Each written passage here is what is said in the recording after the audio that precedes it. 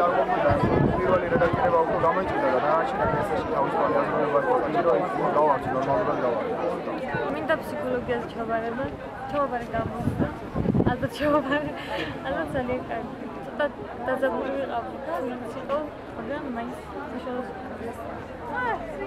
მომემზადეთ ნორმალურად გავარჩი და რა ვიცი დავწერეთ და მაგალითად ნორმალურად დავწერეთ. მოწოდებული იყო. საშუალო სირთულის იყო. დავწერე ისეთი არაფერი არ იყო რაღაც უცხო და თემა იყო ორი დასაწერი, ტექსტზე იყო, ვეფხისტყაოსანზე იყო, ძირითადად ყურადღება გამახვილებული.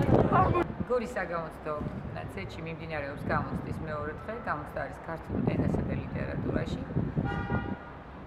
დღეს გამოცდას აბარებს 425 აბიტურიენტი, გამოცდა მიმდინარეობს 7 გარემოში.